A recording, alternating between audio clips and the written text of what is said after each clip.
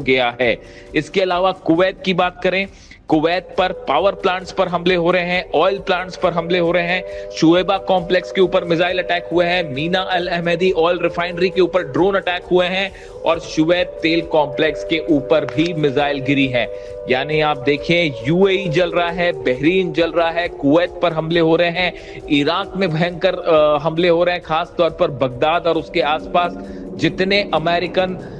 ठिकाने हैं उनको निशाना बनाया जा रहा है। यानी आप देखिए, पूरे अरब में आग ही आग दिखाई दे रही है। अगर इजराइल की बात करें, पिछले 12 घंटे के अंदर इजराइल पे 200 से ज्यादा मिसाइल अटैक्स हुए हैं और बताया जा रहा है कि डिमोना को लगातार निशाना बना रहा है ईरान। जिस तरह ईरान के न्यूक्लियर साइट्स पर हमले हुए, बुशर पर हमला हुआ, अराक पर हमला हुआ, अर्दकान पर हमला हुआ, इस्फहान पर हमला हुआ और नतांज पर हमला हुआ, उसका बदला लेते हुए लगातार ईरान जो है वो डिमोना पर मिसाइल अटैक कर रहा है। डिमोना में इजराइल का न्यूक्लियर सेंटर है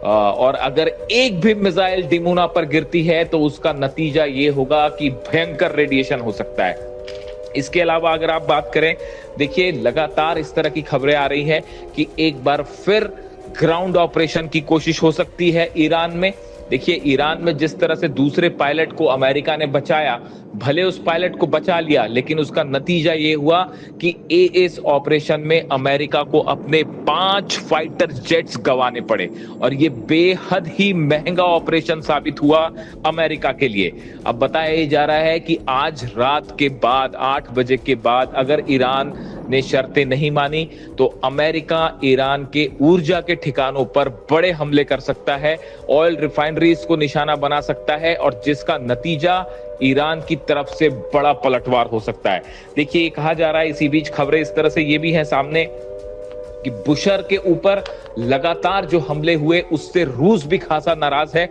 रूस की व्लादिमीर पुतिन की नेतन्याहू से बात हुई है और उसके बाद खबरें ये भी आई कि ईरान के विदेश मंत्री अब्बास अराक्ची साहब ने पुतिन से फोन पर बात की है। यानी देखिए, बहुत कुछ डेवलपमेंट हो रहे हैं, बड़ी तेजी से डेवलपमेंट हो रहे हैं, लेकिन इसके बीच जो ये हमले हो रहे हैं इसने इस पूरे रीजन को एक बेहद खतरनाक मोड़ पर लाकर छोड़ दिया है। अब सब इस बात का इंतजार कर रहे हैं कि आज रात 8 बजे के बाद क्या इस जंग में एक निर्णायक मोड़ आने वाला है और अरब समेत, इजराइल समेत पूरा इलाका